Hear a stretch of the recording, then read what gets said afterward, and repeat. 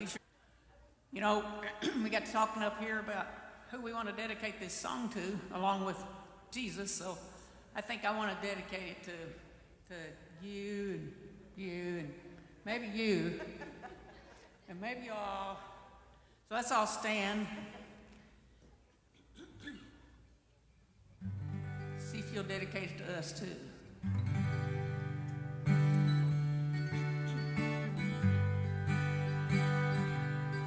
If I surveyed all the good things that come to me from above, if I could count all the blessings from the storehouse of love, I'd simply ask for a favor of Him beyond mortal ken, and I'm sure that He'd grant it again. I want to stroll over heaven with you some glad day when all our troubles and heartaches are vanished away. Then we'll enjoy the beauty where all things are new. I want to stroll over heaven with you. So many places of beauty we long to see here below, but time and treasures have kept us from making plans, as you know. But come the morning of the rapture, together we'll stand anew. Then I'll stroll over heaven with you. I want to stroll over heaven with you some glad day when all our troubles and heartaches are vanished away. Then we'll enjoy the beauty where all things are new. I want to stroll over heaven with you. I want to stroll over heaven with you. Amen.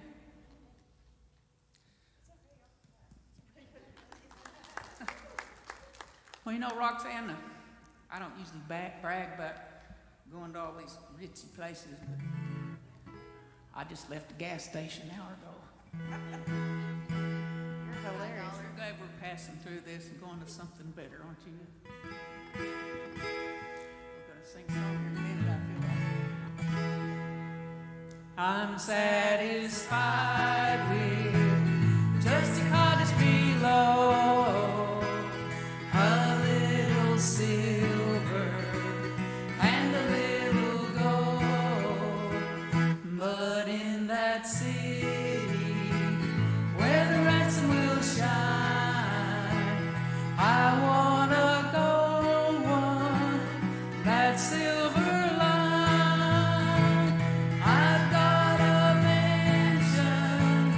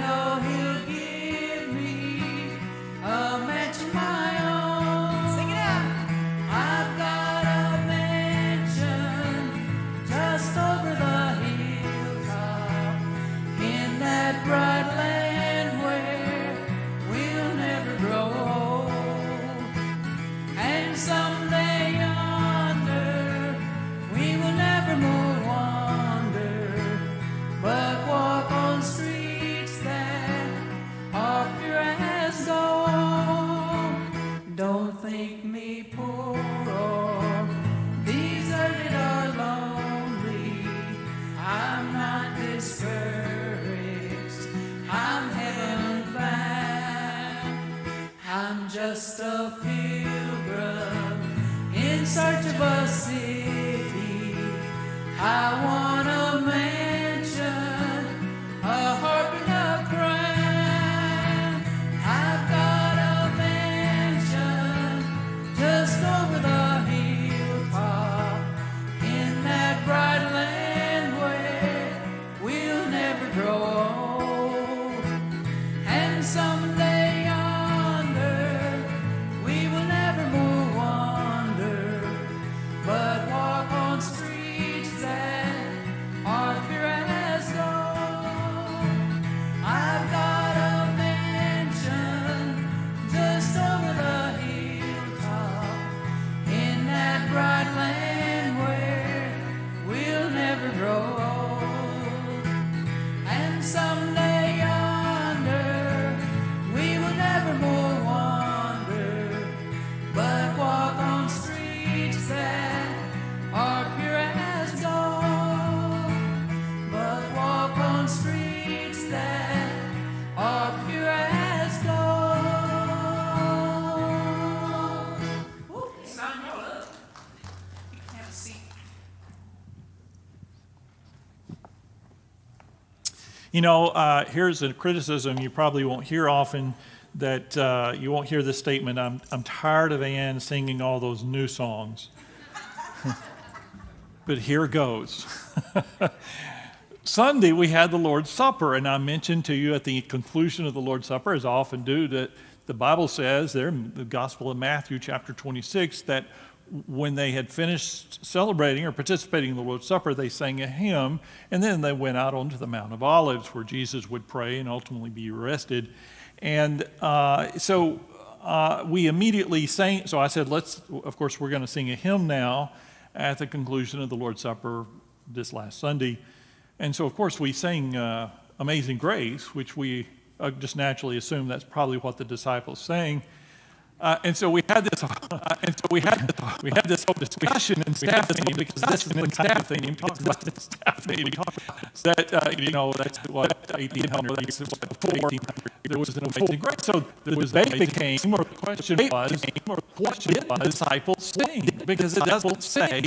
I would love to have that hymn. We just assume it was one of the Psalms, and Psalm 1's in staff, and Googled it. That find out that the disciples might have sung. That predated Amazing Grace by that many centuries. We just don't know. We can assume it was probably one of the Psalms, which would have been 3,000 years ago, around 1000 BC, when David lived and wrote the Psalms. So I say that to say I'm tired of singing all those new hymns because they're only 200 years old. I've got a shofar in my office. You know what that is? Yes. So next Wednesday night, I'm going to ask Ann to play the shofar and sing us a song. How about that? Okay. Is she gone? Is she? Okay, she's hiding. Anyway, I really enjoyed that. I enjoyed leading up here, and I enjoyed the ladies up here singing and we're going to look at two chapters tonight. First thing we're tonight, 9 and 30. And I misspoke just a little Sunday. I just talked about how tonight we talked to look at how David's ascension to the throne. Technically, the ascension to the throne is several chapters later, about 3 chapters later, into the next book. We'll get there. We'll get very quickly, chapter 29 and 30 tonight. Happened on the way. They happened to ultimately him claiming his throne, him claiming his right. And then we're about to read it. David hits the lowest moment in his life. It's horrible. It's also one of my favorite passages because it has a great ending to it. And there's some good lessons for it. And that's in chapter 30. Before that happens, there's also a very profound chapter in chapter 29. But it's profound what happens in chapter 30. To really appreciate chapter 29, you need to know what happens in chapter 30. So I'm going to do something I've never done that I know of. we're going to flip them tonight. We're going to look at chapter 30 first, and then with that context, when we're done with chapter 30, we're going to, in a few minutes, flip back over to chapter 29 and read that. So turn with me to 1 Samuel chapter 30, verse 1. If you, of course, remember David and his men, if you'll look at me before we get to that, you'll start reading the story. It's a page turner. It's heartbreaking. But David and his men are staying at a place called Ziklag. It's in Philistine territory, but it's right on the border. And I told you probably many or most of the residents in the town are actually Hebrews and not Philistines. But David and his men and all of his wives and his families are staying there. Now, David is returning because he thought they were going to go fight a battle. That didn't work out. We'll see that in chapter 29 in a minute. But so they go home and to see their wives and their children, their families, and just go back to their home base, as it were, and that's where they're headed right now. 1 Samuel chapter 30. There's Ann right there. And I was telling them how much I enjoyed your singing tonight.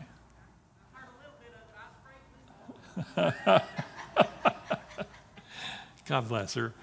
1 Samuel chapter 30, verse 1. David and his men reached Ziklag, that's their home, on the third day.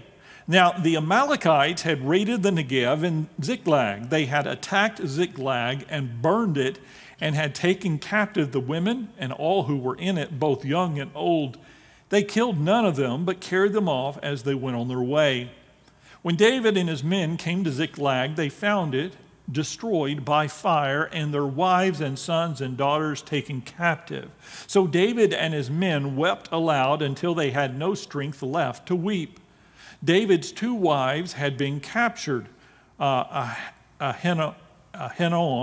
of Jezreel and Abigail, the widow of Nabal of Carmel. David was greatly distressed because the men were talking of stoning him.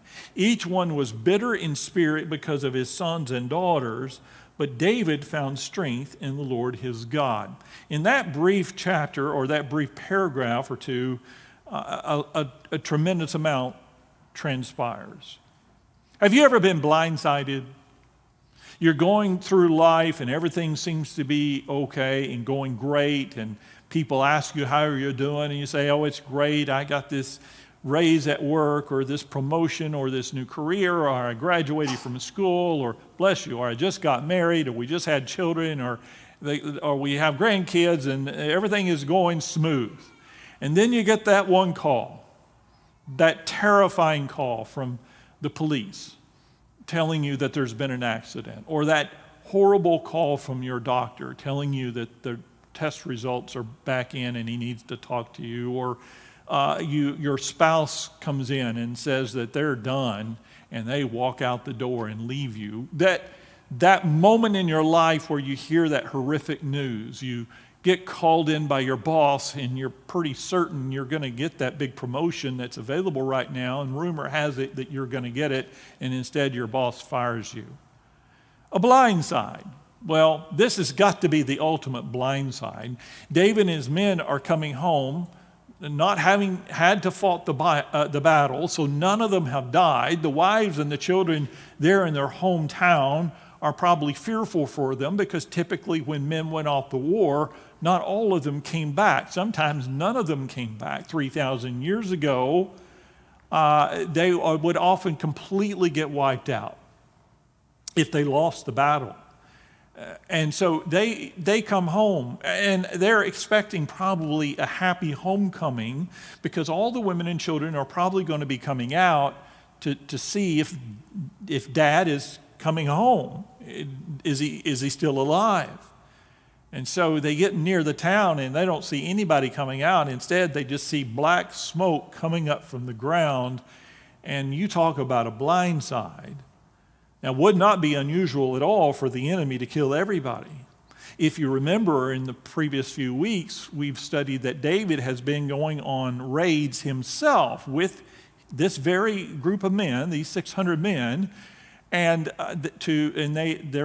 they're fighting against the enemy of the Israelites. They're people that God had had targeted for destruction way back during the conquest and under Joshua, but they weren't ever overthrown. And God had said, because they're wicked, to wipe them all out. The Israelites didn't do that completely. Some of the towns they just left intact. So David is out doing that, and they killed everybody in the town.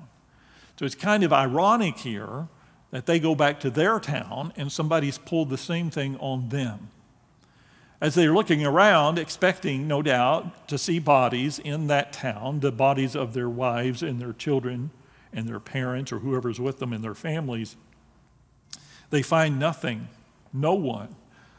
I mean, nobody. And so that's good news or bad news, but in this case, they suspect or deduce from this that they have taken their families captive. But they don't know that, and there's no GPS, there's no locator beacon, there's no cell phone call that the wives can make to say, hey, we're northwest of here, 20 miles, come get us.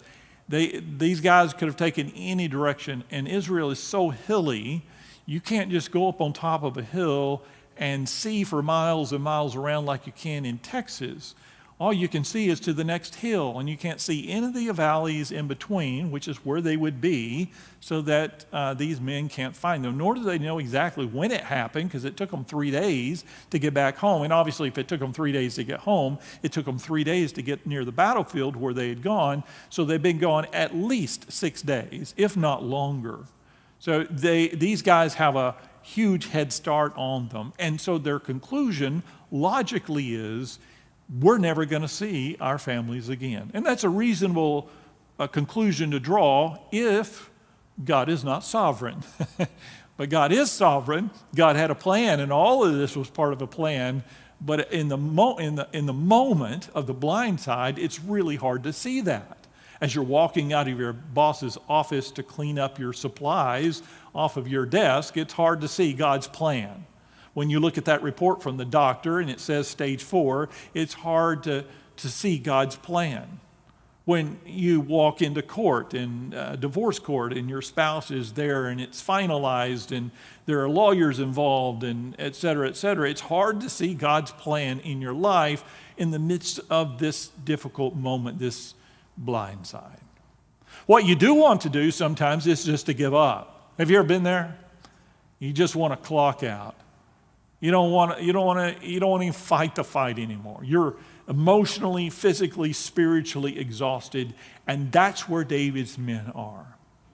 In fact, it says this, verse 6, David was greatly distressed, and I think that would be one of the great understatements.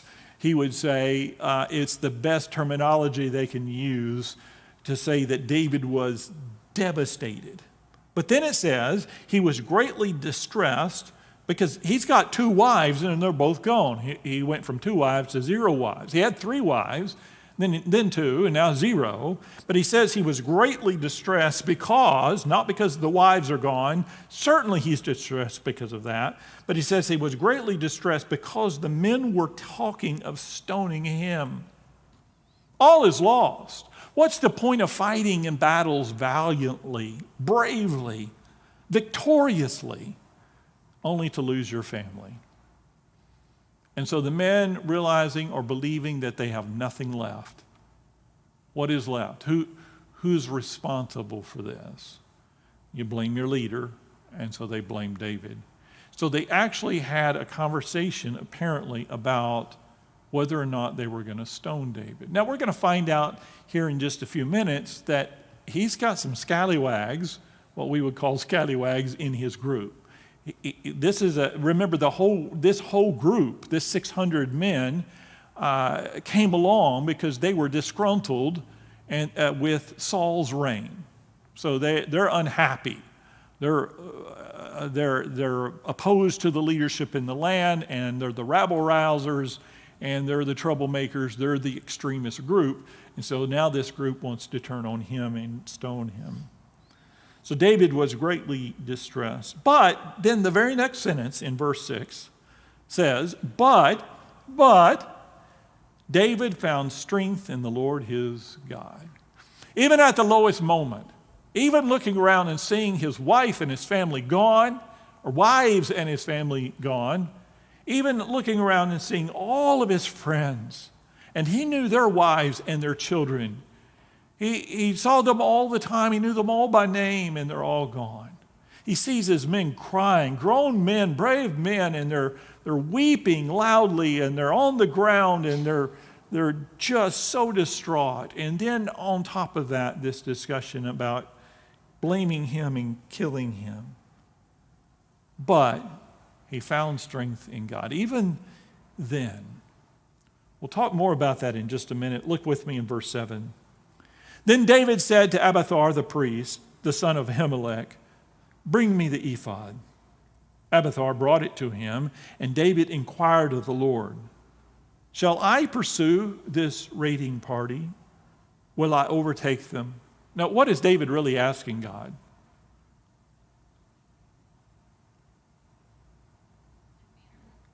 Do what? No, what is he really asking God? All right, should I fight? That is, do I have any chance? I'm sorry, all I can hear is the air conditioner back here. It's really loud. I think he's saying to God, is there any point in going after these guys? Because again, here, you've got a trail, et cetera, but there it's so rocky, it would be very difficult to follow a trail. The chances of them just stumbling onto the army are very remote. And so David goes to God and says, basically, should I even bother? What is the alternative? If they don't go after them, he comes out to the guys instead of saying, hey, let's go get them. He comes out to the guys instead and says what? They're gone. Oh well. I guess that's just to give up. And sometimes that's your alternative and mine in life. We can just give up. And we're tempted to do that. And so David goes to God and says, shall I pursue this raiding party? Will I overtake them? He wants to hear from God. He wants to know that there is some hope of success. Pursue them, God answered. You will certainly overtake them and succeed in the rescue. Wow, well, that's great. I don't know how David received the message from God, whether he heard a voice from God or it was through the priest or just a still quiet voice in his heart. I don't know. It doesn't say. Or if there's a manifestation of an angel, it simply doesn't say. It just clarifies that God gives a definitive, clear answer to David. Go get them. Everything's going to be okay. So I do commend David for this. David asked God what to do. When you find yourself in the blind side, I would suggest that you immediately ask God what to do. Don't call your accountant before you contact your boss or your company and try to get your job back. Before you do anything, inquire of God. Find out what God wants you to do. God has this interesting way of bringing us to our knees, does he not? And David is literally on his knees before God. In John chapter 16, verse 24, Jesus says to the disciples, until now you have not asked for anything in my name. Ask, and you will receive, and your joy will be complete. I find myself wondering what might have happened had David simply not inquired of God.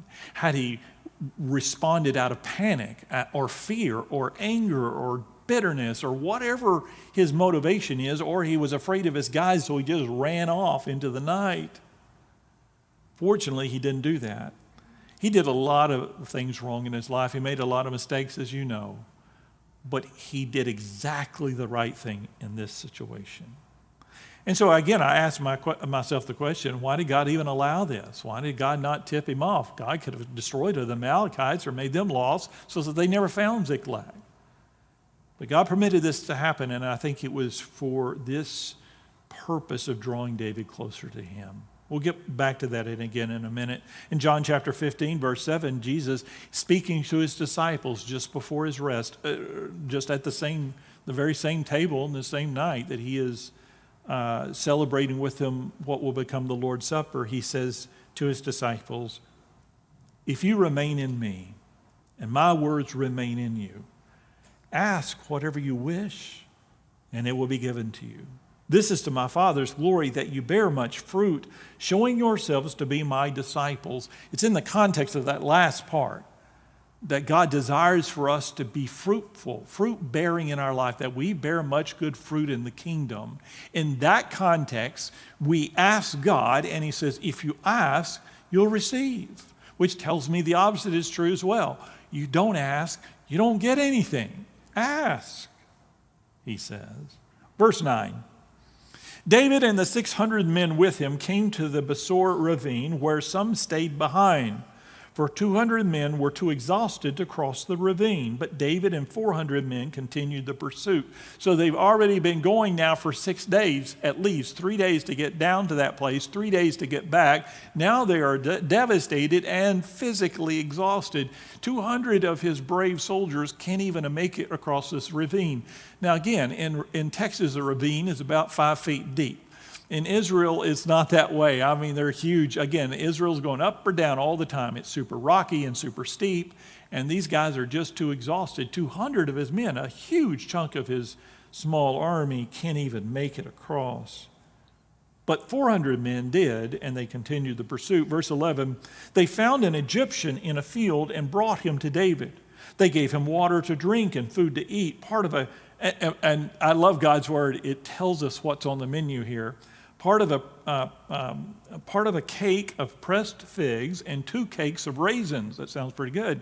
He ate and was revived, for he had not eaten any food or drunk any water for 3 days and 3 nights.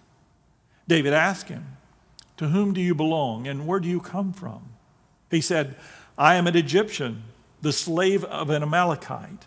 My master abandoned me when I became ill 3 days ago. We raided the Negev of the Kerethites and the territory belonging to Judah and the Negev of Caleb, and we burned Ziklag. David asked him, can you lead me down to this raiding party? Just a moment before we continue. This is a meeting that changes everything. He has found somebody right out of the middle of nowhere, which the chances of that happen are almost none. This guy's probably laying on the ground. He's virtually dead. In Israel, I mean, again, it's like going out to West Texas. It's just very desert-like. And he hadn't had a thing to eat in 3 days, and more importantly, he hadn't had a drop of water in 3 days. On top of that, he's ill. That's why his Amalekite master abandoned him, and probably what happened was they had all those women and children from Ziklag, and his master thought, I don't need to deal with this Egyptian anymore. He's yesterday's news, and he's sick, so he just abandoned him because he's got all these families of David and his men. So they got all new slaves. And so he doesn't care, and he just discards this guy. And turns out his decision to do this Amalekite person, we don't know his name, his decision to do that ultimately was catastrophic for them. It's almost as though God planted this Egyptian slave out in the middle of nowhere so that David would come across him, and it's exactly the guy he needs to talk to. And the guy, first of all, confirms, yep, that was us, that was my master. We took everybody in Ziklag, in your hometown. And so David asked him, can you lead me down to this raiding party? He answered, swear to me before God that you will not kill me or hand me over to my master, and I will take you down to them. Because had he handed him over to his master, obviously he would have been killed immediately. He said, if you'll agree to that, I'll take you straight to him. Which is understandable because his master has abandoned him, so he has no loyalty left to him. Verse 16, he led David down, and there they were, scattered over the countryside, eating, drinking, and reveling because of the great amount of plunder they had taken from the land of the Philistines and from Judah. David fought them from dusk until the evening of the next day, and none of them got away, except for 400 young men who rode off on camels and fled. Apparently, they couldn't outrun the camels. They had 400 camels, by the way. David recovered everything the Amalekites had taken, including his 2 wives. Nothing was missing. young or old, boy or girl, plunder or anything else they had taken. David brought everything back. He took all the flocks and herds, and his men drove them ahead of the other livestock, saying, "This is David's plunder." So, you know how things turn on a dime. It went from the worst day of his life to the best day of his life in one day. That's pretty good, isn't it? In one day, God not only gave back everybody, every single man, or every single woman, every single child, every boy and girl, all the flocks and all their belongings, they were all there, part of the plunder. But this Amalekite army had also plundered other towns, and they had all that plunder as well there in the camp. So David got all that plunder. So he's got an abundance. He's never had so much plunder in his life. Never had so many flocks or herds. He is more blessed than he's ever been. So you talk about going from the lowest of the low to the highest of the high. So, you know, I don't want to sound like a health and wealth preacher, but if you're having a hard time, look out. Maybe God's going to bless you. That does sound like a guy on TV, doesn't it? But God does that sometimes. You trust God, and I'm not going to say he's going to make you rich. It may be an emotional plunder or a spiritual plunder, but I believe there is blessing waiting for God's people who are faithful to him. And that's what happens to David. All right, verse 21. Then David came to the 200 men who had been too exhausted to follow him. Remember, they're going back now to Ziklag with all of their plunder. And, of course, they come to the 200 guys who couldn't make it past the ravine. And they were left behind at the Bezor ravine. They came out to meet David and the people with him. As David and his men approached, he greeted them. But all the evil men and troublemakers among David's followers said, "Because they did not go out with us, we will not share with them the plunder we recovered. However, each man may take his wife and his children and go." So it's an interesting description. It says, and this is the NIV translation. Your translation will likely use slightly different words, but the NIV says that when he went back to greet those 200 guys, it said the evil men and troublemakers among David's followers. Well, that's pretty much all of them. I mean, they're all troublemakers. That's why they're in his army in the first place. And when you develop an army out of troublemakers, trouble's liable to ensue. And so some of them are more troublemakers than others. It is an interesting translation to say evil men. These are not all, Sunday school teachers.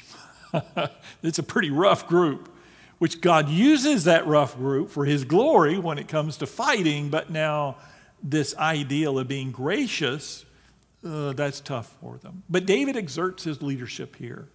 And he says, no, that's not what we're going to do. Verse 23. David replied, "No, my brothers, you must not do that with what the Lord has given us. He has protected us. He has protected us and handed over to us the forces that came against us. Who will listen to what you say?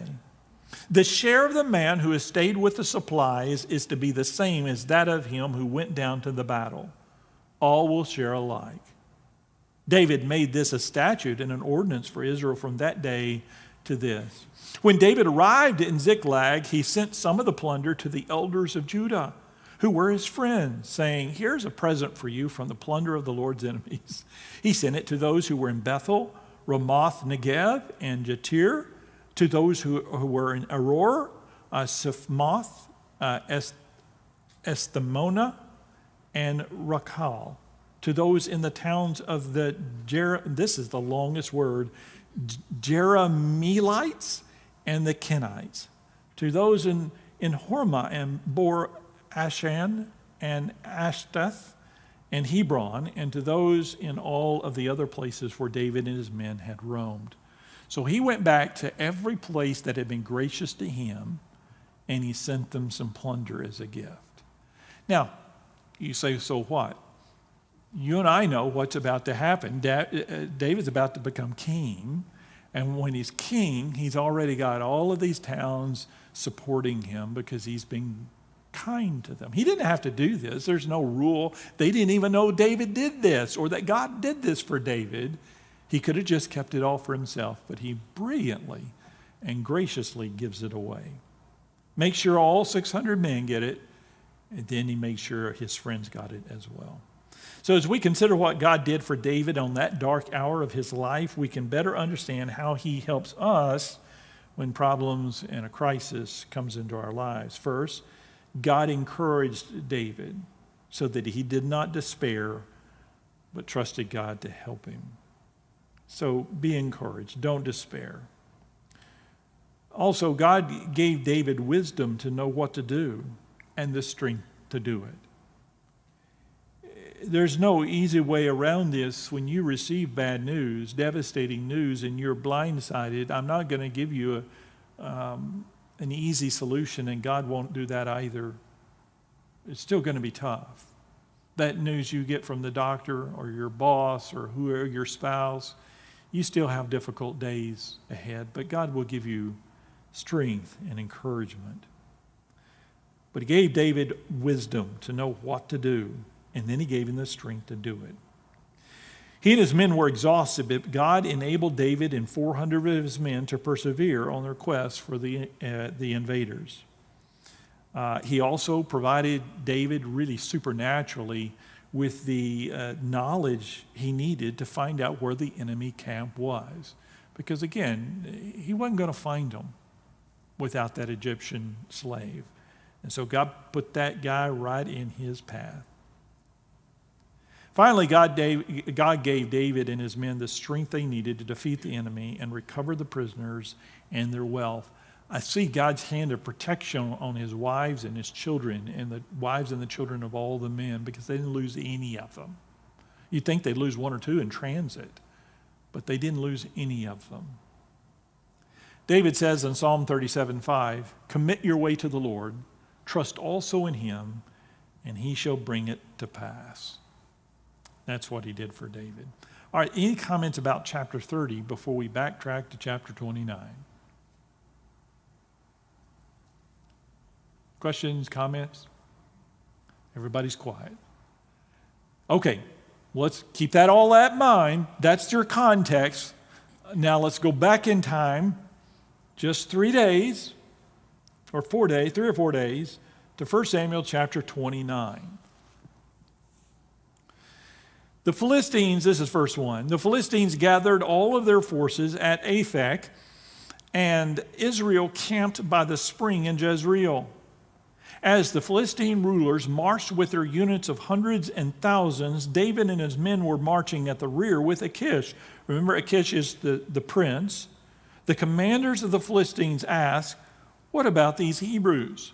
So this is, again, this happens just before they go back to Ziklag, and David has been living with the Philistines for the last year. And as he's been with them, or in Philistine territory, he's made friends with the king's son, the prince, named Achish, and they become buddies. At least Achish thinks that. And Achish had already told him that, hey, if we ever go to war, you're going to fight with us. In this case, the first war that they come to happens to be a war against who? Against Israel, and against the Hebrews, and David the Hebrew. And so here, it's almost a comical scene. The Philistine army is marching toward the Israeli army, Israel's army, and as they're moving toward the Hebrew army, there in the back of their army, the last 600 guys don't look like Philistines. They look a lot like Hebrews. And the other soldiers who are marching ahead is starting to think, this is what?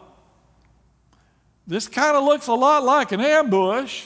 We got them ahead of us, but what about this army behind us? So they go to Achish and they say, hey, what about these Hebrews? What's the deal with them? Why are they fighting with us? They're not gonna help us. We're trying to destroy them, their families, their relatives.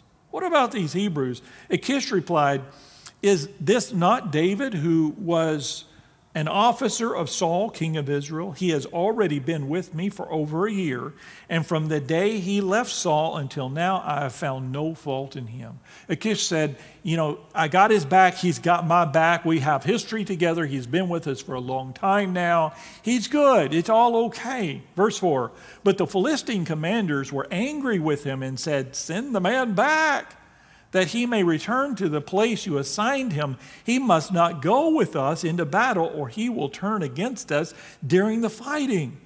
How better could he regain his master's favor than by taking the heads of our own men? Isn't this the David they sang about in their dances? Saul has slain his thousands and David his tens of thousands. Now, I don't know how many are in this Philistine army, but tens of thousands are a lot of people. And he's a legend. He's so much of a legend that they even recognize him and know the songs written about him. That must be a snappy ditty in Hebrew, because everybody seems to know that verse. David has slain his tens of thousands. And so they say to Achish, isn't this the guy? It's like bringing Samson with you, knowing there's a good chance he's going to kill you. Slain his tens of thousands. Verse 6, so Achish called David and said to him, as surely as the Lord lives, which is a funny thing for a Philistine to say, you have been reliable, and I would be pleased for you to have you serve with me in the army. From the day you came to me until now, I have found no fault in you. But the rulers don't approve of you. Turn back and go in peace. Do nothing to displease the Philistine rulers. To be fair to Achish and to these Philistine rulers, it is weird. This is just the ultimate awkward situation, that they're out fighting the enemy, but they've got a group of the same enemy coming with them to fight the enemy. It's just odd. Verse 8, but what have I done? Asked David. What have you found against your servant from the day I came to you till now? Why can't I go and fight against the enemies of my lord the king? Now, I have to wonder, and I'll find out in heaven. I want to ask David, because it never really says what David was actually planning to do. Was he going to fight faithfully against Saul? It would clear the way to his kingship. Or was he going to turn and fight as a faithful Hebrew and destroy the Philistines, which needed to be done, and David ultimately is going to do anyway? We'll never know. Verse 9, Achish answered, I know that you've been as pleasing in my eyes as an angel of God. Nevertheless, the Philistine commanders have said he must not go up with us into battle. Now get up early, along with your master's servants who have come with you, and leave in the morning as soon as it is light. So David and his men got up early in the morning to go back to the land of the Philistines, and the Philistines went up to Jezreel. Sometimes setback is the best thing that could happen to you. Whatever David was planning on happening, it didn't happen. And as he turns around and goes back to Ziklag, he thinks this is crummy. This is not fair. Whatever his plans were, it wasn't to go back to Ziklag with his tail tucked between his legs. He wanted to fight. Whether it's the Philistines or the Israelites, I don't know, but he was ready to fight, and his men. And so I assure you, he saw this as a setback. But it was really a blessing, and there are three reasons. Number one, because David did not have to face the dilemma of turning on the Philistines or Israelites. He seems to have strategically talked himself into a corner, and God did not like either options that David gave himself, to fight for the Philistines or fight for the Israelites. Because if he's fighting for the Philistines, with the Philistines, and he ends up coming across King Saul, is he going to kill the king?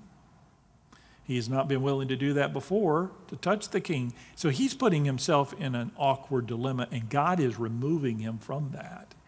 Sometimes we paint ourselves into a corner in our life, and God has to take evasive action to get us out of that. Number two, because if David had stayed, the Amalekites would have been long gone with his wives and his children and his military men's families by the time he got back to Ziklag. See, he doesn't know this yet.